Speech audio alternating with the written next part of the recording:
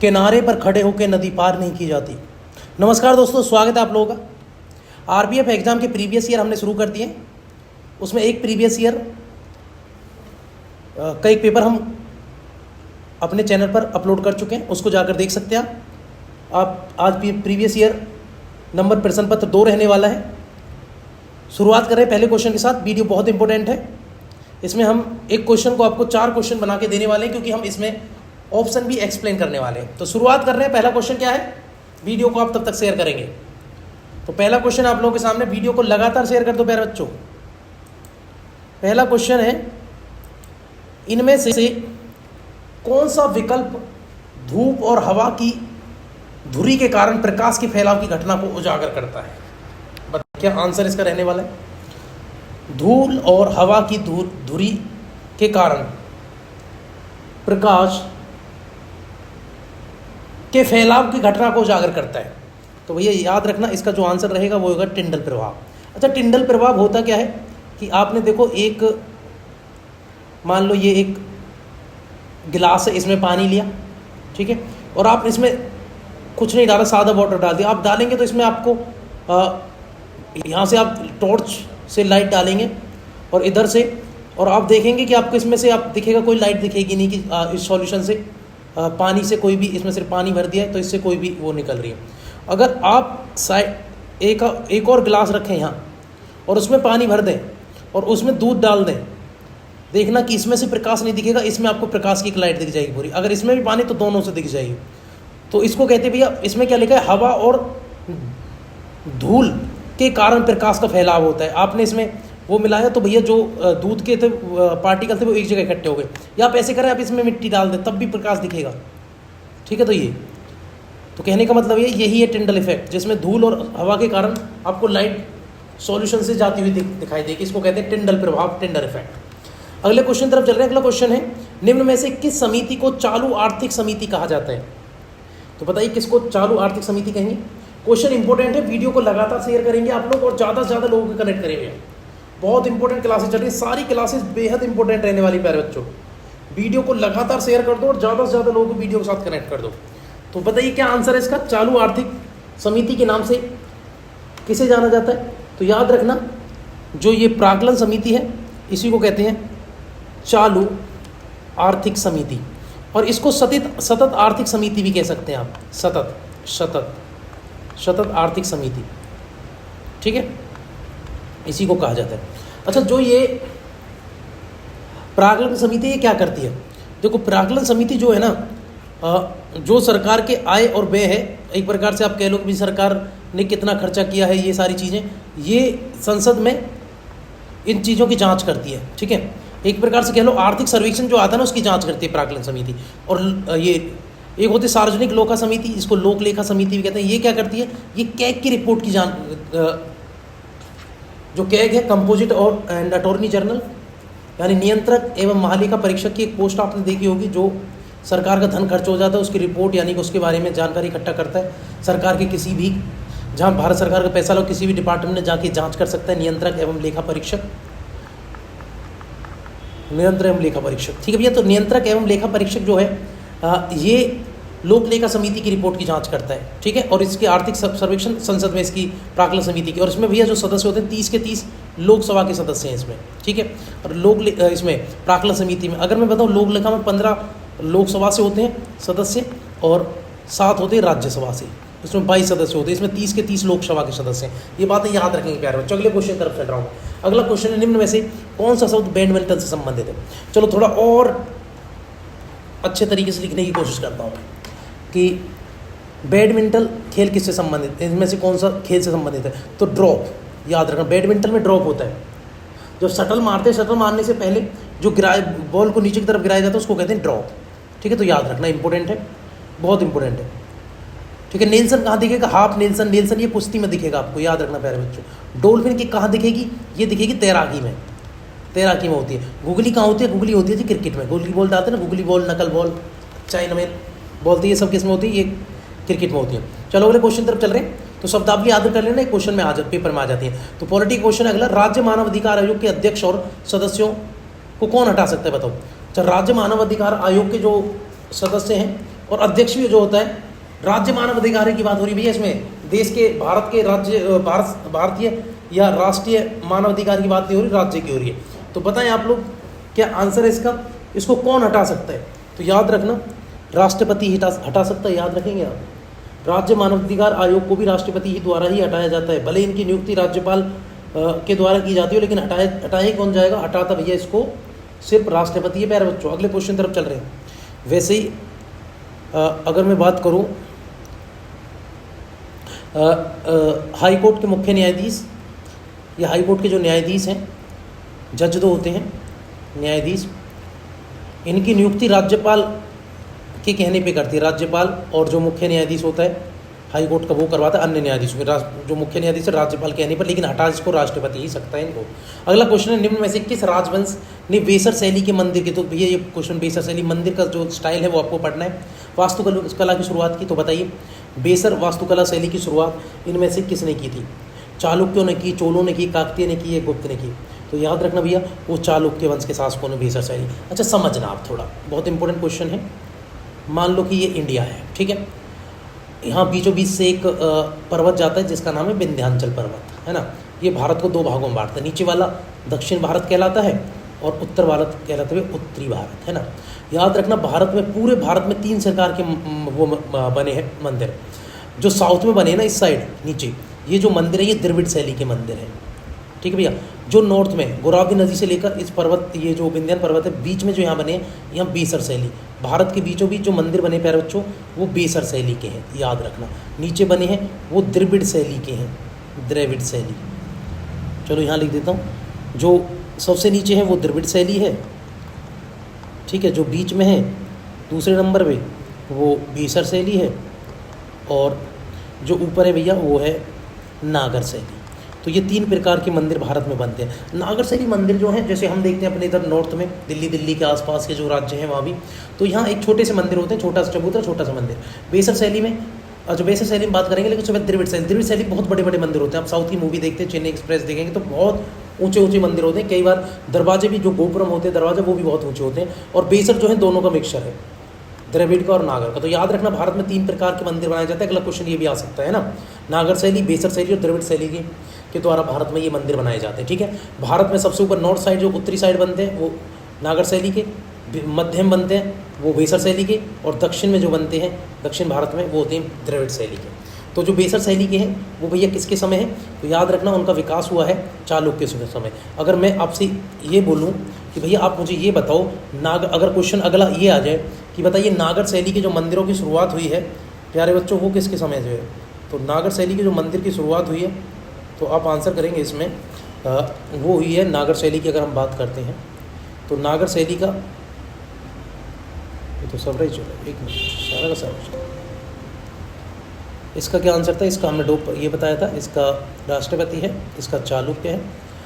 मैंने बताया भारत में 3 है, सबसे ऊपर नॉर्थ में नागर शैली होती है ना, और साउथ में जो होती है बीच में होती है बेसर शैली भारत में, और थर्ड में जो होती है वो होती है द्रविड़ शैली,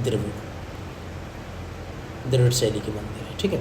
नागर शैली के जो मंदिर हैं ये उत्तर भारत में है, याद रखना, ये मध्य भारत में पाए जाते हैं, और अब कहीं कहीं अपवाद भी मिल सकते हैं। जैसे आपके सर हमने तो कुछ मंदिर जो नागर शैली के मंदिर है वो हमने मध्य भारत में भी देखे, तो अपवाद कहीं कहीं मिल जाता है ना, लेकिन जनरल जो होता है वो हम बता रहे हैं, ठीक है।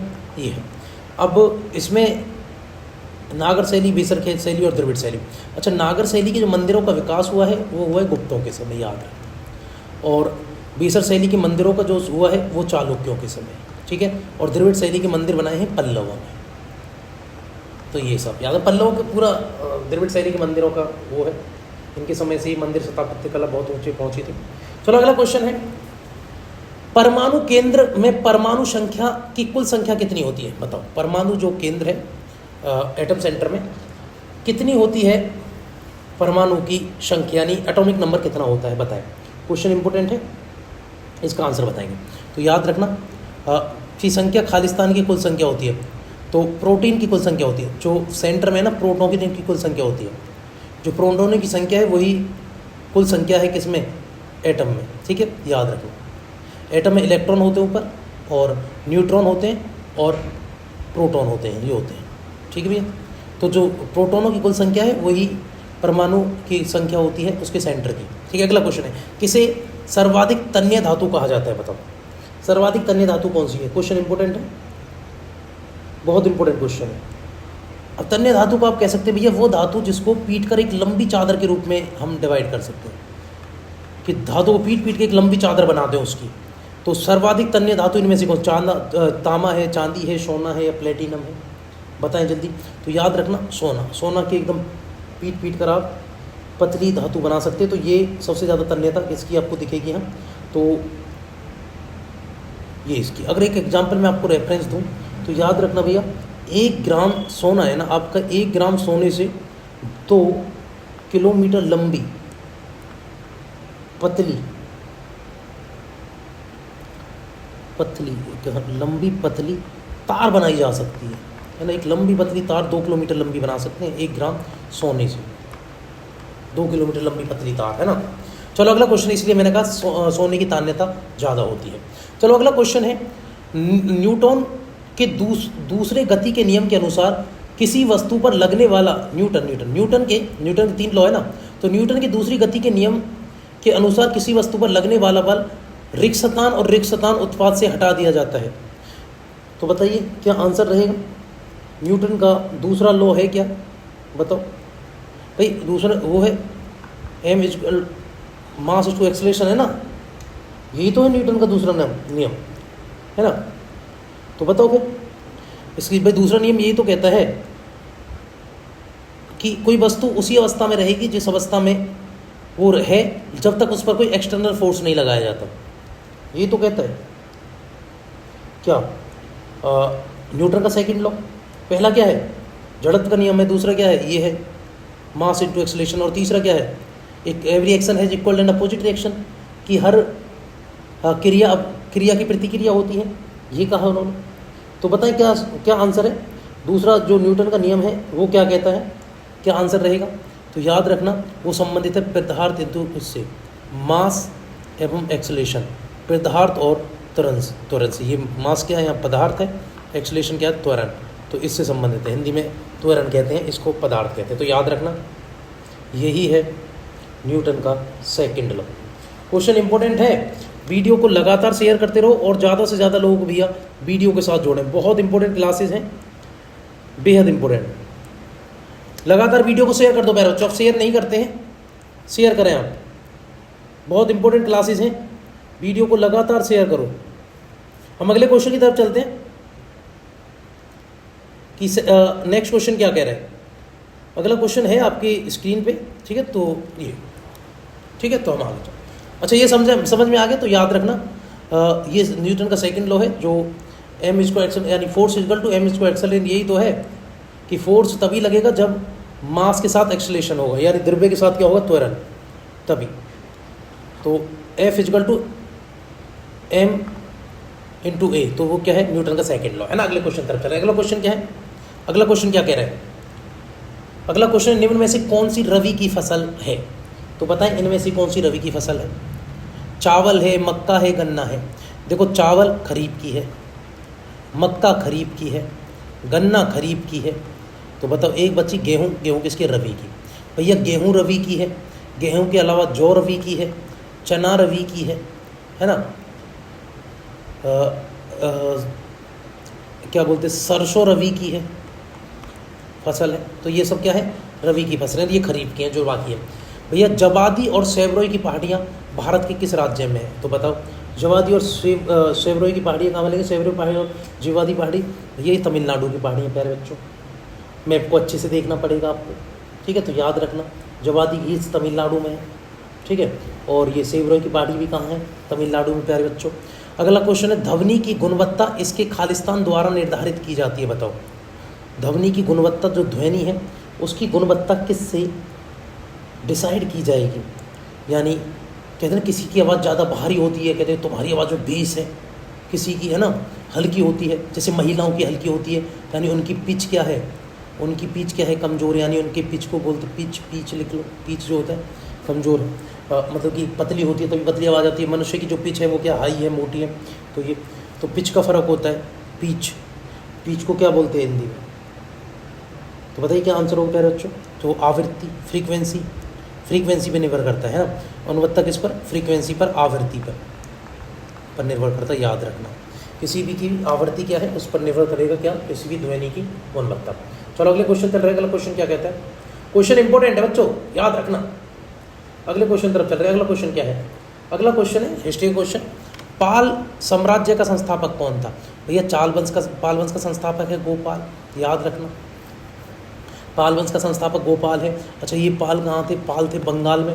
और इनकी राजधानी क्या थी? इनकी राजधानी थी मुंगेर, ये भी याद रखेंगे। ठीक है। पाल वंश का अंतिम शासक कौन है?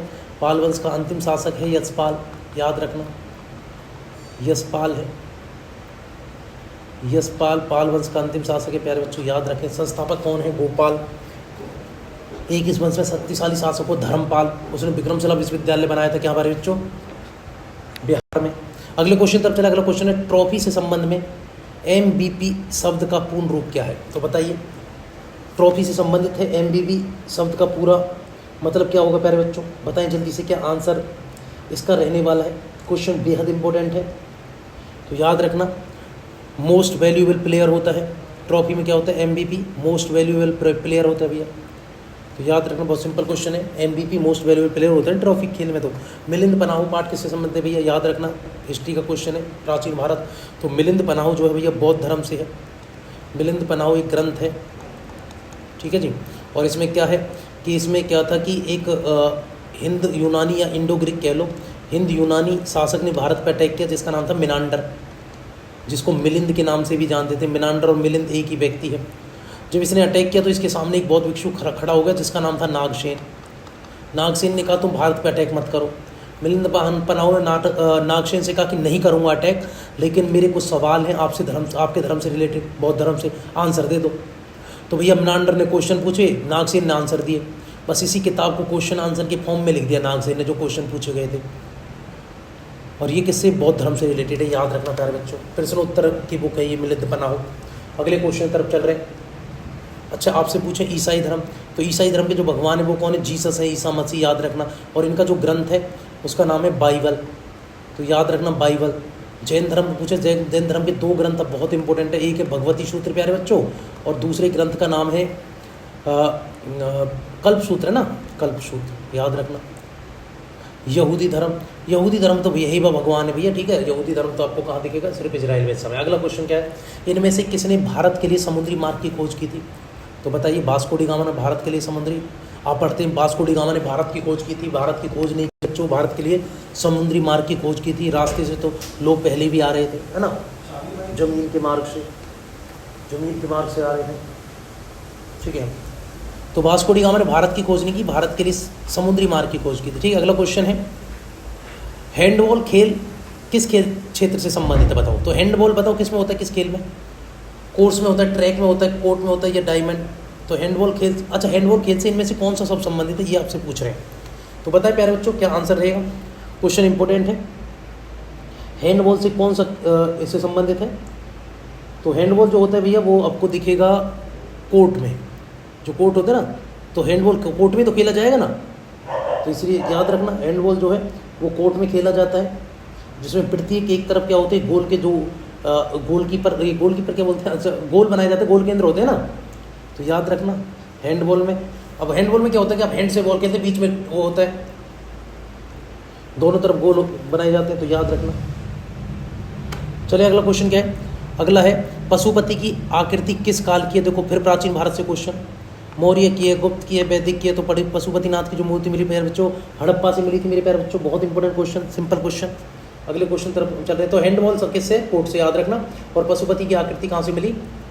हड़प्पा से, ठीक है, तो याद रखना। अब वैदिक काल के तो वेदों के बारे में हमें पढ़ने हैं। गुप्त काल में मंदिर बनाने की परंपरा शुरू हुई, याद रखना।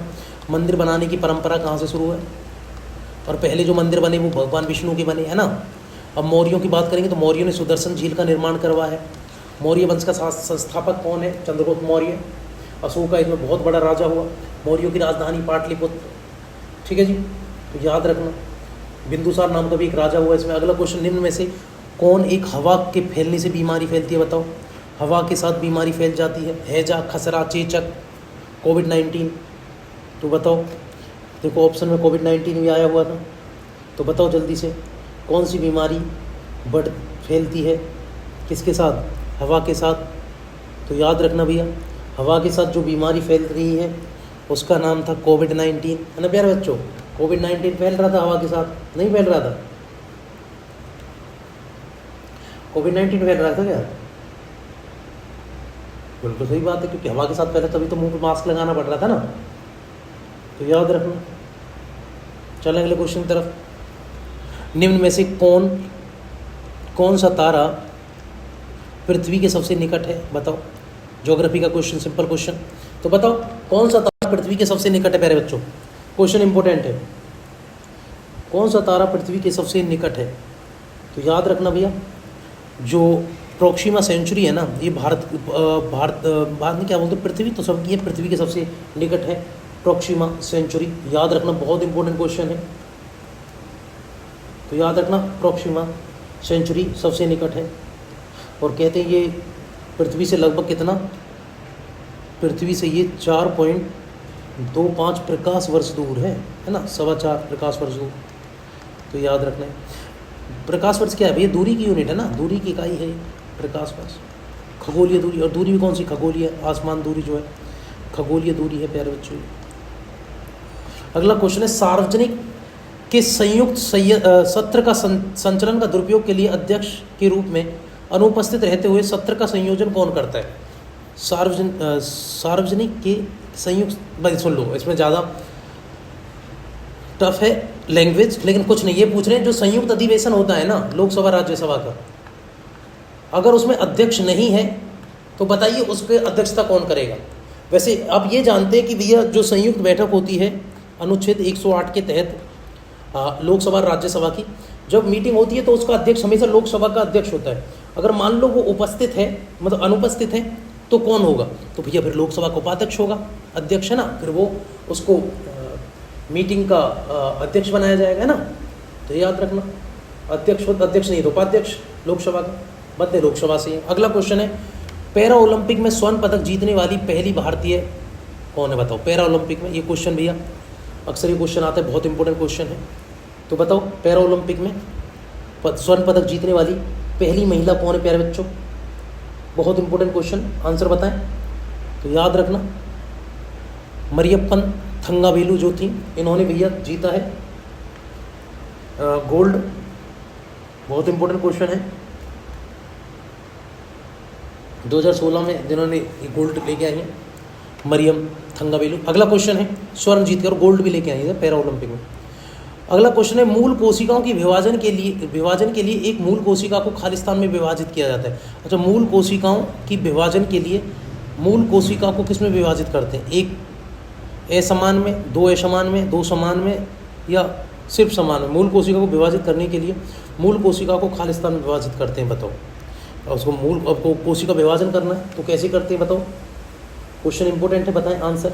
तो याद रखना, दो समान कोशिकाओं में उसको विभाजित कर देते हैं मूल कोशिका, ठीक है? तो याद रखना, कोशिका का एक चक्र इस प्रकार से दोहराने लगता है।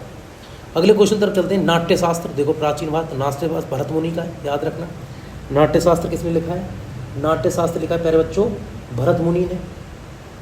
अगले क्वेश्चन जहाँ से नृत्य की शुरुआत है, अगला क्वेश्चन है, कौन सा अंतर्राष्ट्रीय परिषद मंत्रालय के अंतर्गत आता है? तो बताओ कौन सा अंतर्राष्ट्रीय परिषद मंत्रालय के अंतर्गत आता है इनमें से? अंतर्राष्ट्रीय परिषद के अंदर कौन कौन सा है? वित्त मंत्रालय, गृह मंत्रालय, अल्पसंख्यक मंत्रालय, कार्मिक मंत्रालय। बताओ जल्दी से क्या आंसर रहेगा? बहुत इंपॉर्टेंट क्वेश्चन है, तो याद रखना, जो अंतर्राष्ट्रीय परिषद मंत्रालय है वो गृह मंत्रालय के अधीन आता है। संविधान में एक अनुच्छेद है, अनुच्छेद 263 है प्यारे बच्चों, 263, अनुच्छेद 263 यानी आर्टिकल 263 के तहत, अनुच्छेद 263 के तहत ये प्रावधान है कि अंतर्राज्यीय परिषद मंत्रालय होगा जो गृह मंत्रालय के अंदर काम करेगा। एक आयोग आया था ना, सरकारी आयोग ने सिफारिश, उसने बहुत सारी चीज़ों के लिए सिफारिश दी। तो अगला क्वेश्चन भैया, थालघाट मुंबई और किसको जोड़ता है? तो ये पढ़ने पड़ेंगे भैया। पालघाट किसको जोड़ता है? थालघाट किसको जोड़ता है? भोरघाट किसको जोड़ता है? तो याद रखना है। तो थाल घाट बताओ मुंबई को किससे जोड़ेगा, बहुत इंपॉर्टेंट क्वेश्चन है, बताएं आंसर क्या रहेगा। तो याद रखना भैया, जो थाल घाट है वो मुंबई को नासिक से जोड़ता है, बहुत इंपॉर्टेंट क्वेश्चन। अच्छा जो भोर घाट है, अच्छा मैं भोर घाट बताऊँ आपको, ये भोर घाट लिखा हुआ नीचे, मैं फिर से लिख देता हूँ। भोर घाट किस किस को जोड़ता है, तो ये भी तो पता हो प्यारे बच्चों आपको। तो याद रखना भोर घाट जो है वो मुंबई को थाने से जोड़ता है। तो थाल घाट और भोर घाट दोनों ऊपर है। अगर मैं यहीं बात करूँ पाल घाट की, तो पाल घाट को आपको नीचे मिलेगा साउथ में। अच्छा पाल घाट किस किस को जोड़ता है प्यारे बच्चों, तो याद रखना केरल को तमिलनाडु से जोड़ता है। किसको, केरल को तमिलनाडु से। तो तीनों याद रखना, तमिलनाडु के बीच है ना, दोनों को जोड़ता है। तो अगर आपसे पूछे भैया जो भोर घाट है वो सबसे ऊपर, थाने को मुंबई से, थाल घाट मुंबई को नासिक से, और पाल घाट केरल को तमिलनाडु से। ठीक है, तो याद रखना ये तीनों याद हो आपको, नोट डाउन कर लेना अपनी नोटबुक में, ताकि भविष्य में ऐसा कोई क्वेश्चन आए थाल घाट से आया तो पाल घाट से भी आ सकता है, भोर घाट से भी आ सकता है, तो उसको नोट डाउन करके रखेंगे। अगला क्वेश्चन देखो, खेलों से बहुत क्वेश्चन आ रहे हैं और ज़्यादातर किससे कब से आ रहे हैं या शब्दावली से आ रहे हैं, वो आप बिल्कुल देख के जाएंगे। अगला क्वेश्चन है निम्न में से कौन क्रिकेट से संबंधित नहीं है, तो इनमें से एक क्रिकेट से संबंधित नहीं होगा प्यारे बच्चों, और बाकी क्रिकेट से संबंधित होगा। तो देखते हैं, ऑप्शन है Irani cup, Kalinga cup, Ranji trophy या देवधर ट्रॉफी। तो इनमें से भैया एक क्रिकेट से नहीं होगा, बाकी सब क्या है क्रिकेट से होंगे प्यारे बच्चों। तो बताएं क्या आंसर रहेगा, क्वेश्चन बेहद इंपॉर्टेंट है। तो देखते भैया, देखो ईरानी कप होता है क्रिकेट में, होता है ना कि ईरानी कप तो भैया क्रिकेट में बिल्कुल होता है प्यारे बच्चों, क्रिकेट में है ना। और कलिंग कप नहीं होता, कलिंग कप तो फुटबॉल में है ना प्यारे बच्चों, ये फुटबॉल में है ना, ये फुटबॉल में। अच्छा थोड़ा मार्कर चेंज करें, यानी थोड़ा चेंज कर ले,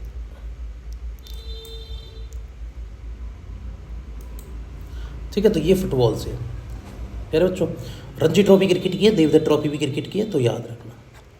तो ये आंसर रहेगा इसका ये रहने वाला। अगला क्वेश्चन है, पुरुषों में कौन सा सेक्स जीन होते हैं, बताओ पुरुष में कौन से सेक्स जीन होते हैं, XX, XY, YX या उपरोक्त में से कोई नहीं। तो बताओ, बताइए प्यारे बच्चों क्या आंसर रहेगा,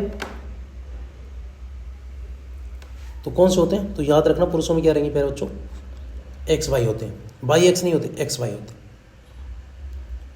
XY, ठीक है, XX YY तो XY होते हैं, हाँ XY YX की बात है आगे पीछे, लेकिन याद रखना XY होते हैं। अगला क्वेश्चन है, भारत बेल्जियम और स्पेन में से किस प्रकार की संघीय अभ्यास का प्रयोग किया है। तो देखो क्वेश्चन बहुत इंपॉर्टेंट है, पॉलिटी का थोड़ा डीप क्वेश्चन है। तो बताओ भारत बेल्जियम और स्पेन में किस प्रकार की संघीय अभ्यास का उपयोग किया गया है। तो बताओ बच्चे क्या आंसर रहेगा। तो भैया संघीय रूप से प्रशासित किया जाता है इन सबको, भारत को भी, बेल्जियम को भी और स्पेन को भी। तो बेल्जियम और स्पेन भी, अगर आपको ये भी पता है ना भारत संघीय राज्य है, तो आपको कोई ज़रूरत नहीं है कि आप बेल्जियम और स्पेन के बारे में भी जानें। तो इसका आंसर आप इससे भी कर सकते थे, भारत क्या है संघीय रूप से प्रशासित है, भारत राज्यों का संघ है। तो याद रखना ये आंसर है। अगला क्वेश्चन, निम्न में से किसने पाटलिपुत्र की नींव रखी। तो बताओ पाटलिपुत्र शहर किसने बसाया, अशोक ने, उदयन ने, दशरथ ने या चंद्रगुप्त मौर्य ने। पाटलिपुत्र, तो याद रखना जो उदयन है, ये उदयन लिखा हो, इसको उदयन कहा जाता है, ये अजातशत्रु का पुत्र है, इसने बसाया था पाटलिपुत्र शहर, और किस नाम से, कुसुमपुर के नाम से बसाया था, फिर इसको पाटलिपुत्र कहने लगे थे बच्चों। तो पाटलिपुत्र अजातशत्रु के पुत्र उदयन ने बसाया था, हर्यक वंश का शासक है ये। इसका कौन सा वंश है प्यारे बच्चों, इसका वंश है हर्यक वंश, ठीक है, हरियंका डायनेस्टी, जिसको इंग्लिश में हरियंका डायनेस्टी कहते हैं।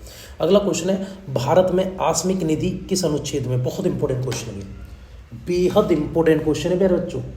तो बताएं क्या आंसर इसका रहेगा, भारत में आस्मिक नदी जो है।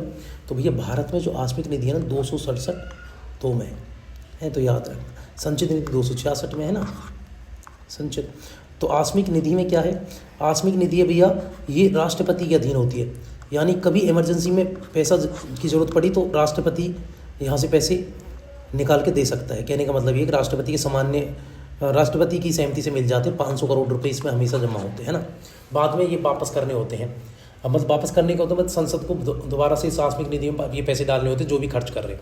अगला क्वेश्चन, नाइजर और जिम्बाब्वे में इनमें से किस महाद्वीप में है। तो बताइए नाइजर और जिम्बाब्वे, सिंपल क्वेश्चन है, अफ्रीका महाद्वीप के हैं नाइजर, जिम्बाब्वे, ठीक है, केनिया, युगांडा, सूडान, ठीक है। तो ये सब कहाँ हैं, अल्जीरिया, चाड, लीबिया, दक्षिण अफ्रीका, ठीक है, कोंगो जायर एक ही देश को कहते हैं। तो ये सब कहाँ के देश हैं प्यारे बच्चों, तो मैप को देखना जरूर। तो ये नाइजर और जिम्बाब्वे जो है वो हैं अफ्रीका महाद्वीप के देश। अगला क्वेश्चन है, राज्य मानवाधिकार आयोग का अध्यक्ष कौन होता है, बताओ।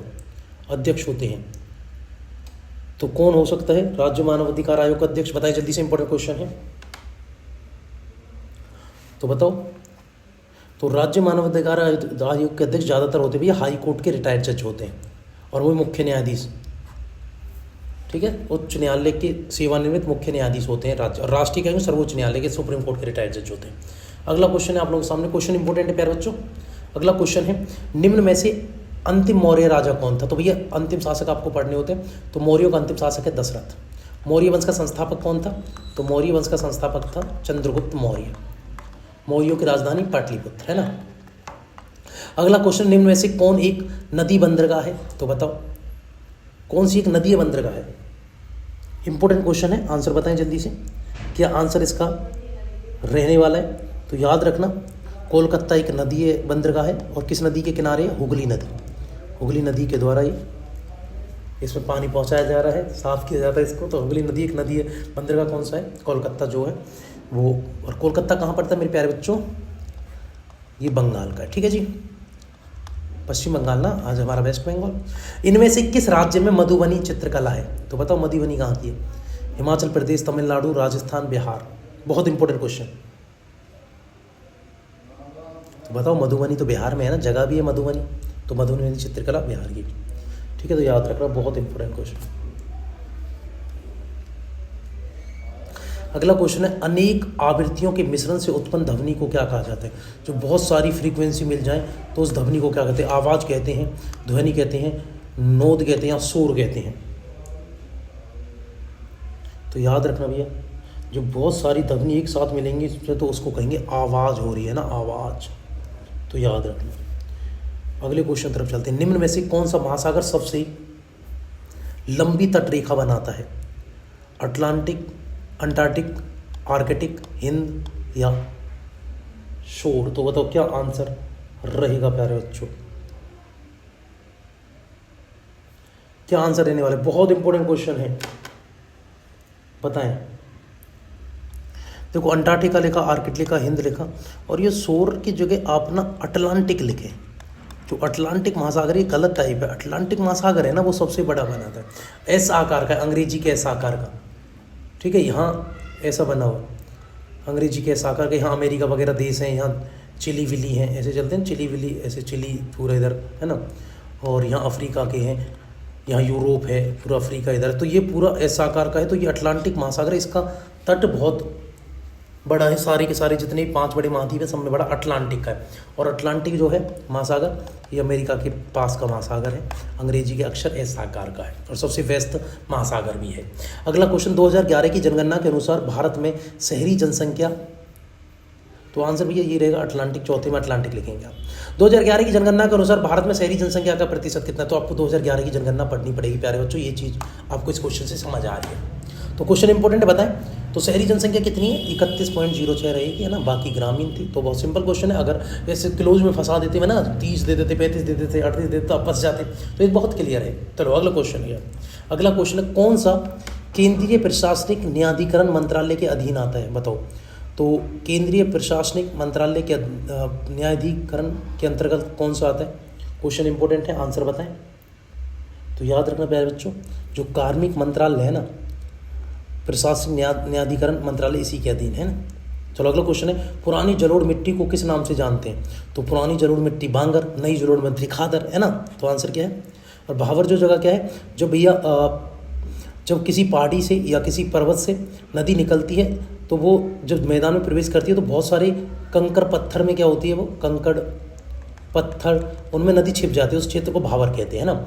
और जो नई मिट्टी अपने साथ लाती है उसको खादर कहते हैं ना, हर साल लेती है, उसके नदी के आसपास का जो क्षेत्र वो खादर है। पांगर क्या है, थोड़ा दूर हो जाता है कि कभी मिट्टी यहाँ पानी लाई थी, लेकिन पानी लाई थी वैसे मिट्टी डिपॉजिट की, लेकिन आज वहाँ पानी नहीं पहुँच पाता। रेगोर मिट्टी क्या है, रेगोर मिट्टी तो भैया काली मिट्टी को कहते हैं ना, जो दक्कन में पाई जाती है, जो कपास की खेती के लिए बड़ी अच्छी है। अगला क्वेश्चन है, वृक्षासन योग में क्या स्थिति दर्शाता है? तो बताओ क्या बनते, जब वृक्षासन योग करते हैं तो कैसी मुद्रा बनती है किसी व्यक्ति की? तो बताओ वृक्षासन में, बताइए।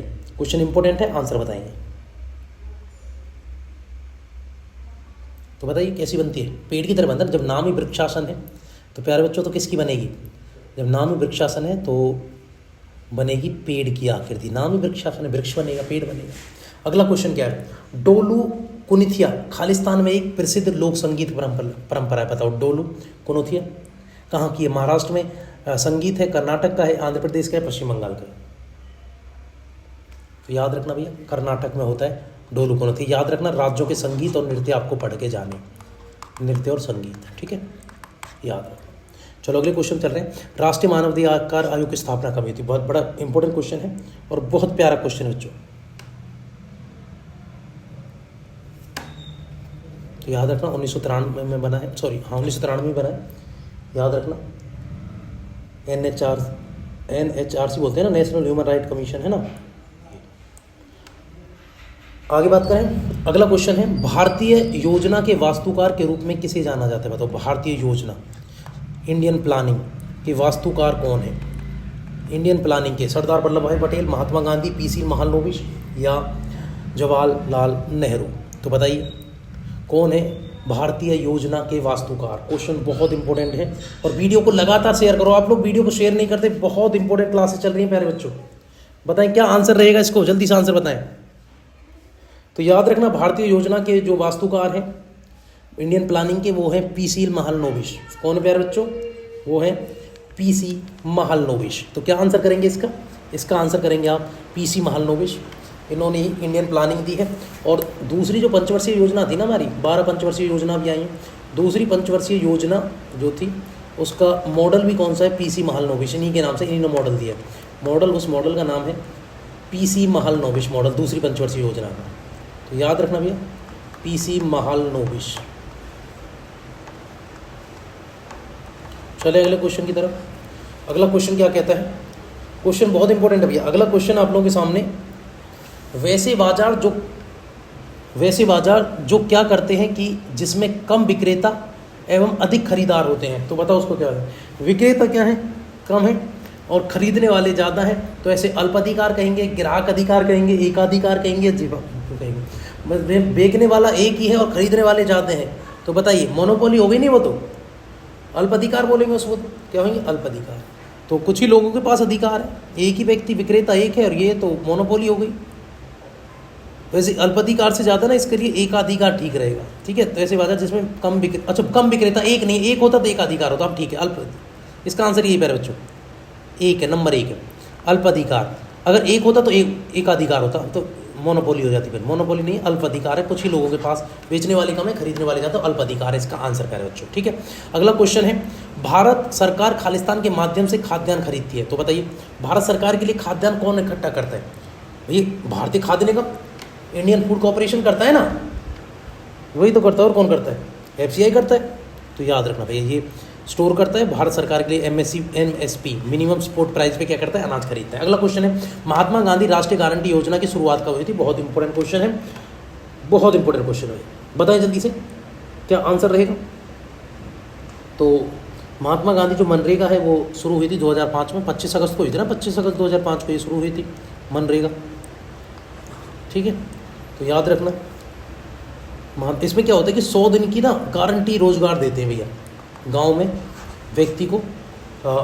100 दिन का मतलब कि एक साल में आपको 100 दिन का रोजगार तो मिलेगा मिलेगा, ये गारंटी है। वैसे ज़्यादा मिल जाए वो अलग बात है ना, कम से कम 100 दिन के रोजगार की इसमें वादा होता है ना गारंटी के साथ। अगले क्वेश्चन की तरफ चल रहे हैं। अगला क्वेश्चन क्या है?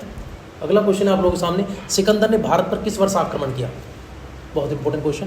तो सिकंदर ने अटैक किया 326 BC में, आया था ना, और 326 ईसा पूर्व युद्ध भी तो लड़ा था, जिसको हाई स्पीड युद्ध कहते हैं, हाई स्पीडस युद्ध या झेलम युद्ध, या उसी को क्या कहते हैं प्यारे बच्चों? वितस्ता युद्ध, है ना। एक तरफ कौन था? सिकंदर महान, द ग्रेट अलेक्जेंडर, और दूसरी तरफ था प्यारे बच्चों राजा पोरस, है ना। पोरस था ना पंजाब का राजा, पौरव वंश का। तो कौन जीता? जीता भले सिकंदर महान था, लेकिन दिल जीता। कितनी वीरता से लड़ा पोरस, है ना, आज भी इतिहास में नाम अमर हो गया राज, ठीक है। तो होना चाहिए कि हार के भी ऐसा लगे कि भाई क्या बंदे ने लड़ाई लड़ी, है ना। अगला क्वेश्चन, किस विधेयक के बिना सरकार भारत के संचित निधि से पैसा निकाल सकती है? तो बता किस विधेयक के बिना संचित निधि से पैसे निकाल सकती है, किस विधेयक के बिना?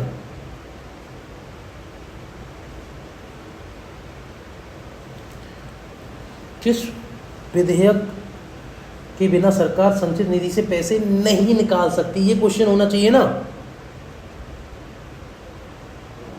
तो क्या आंसर है?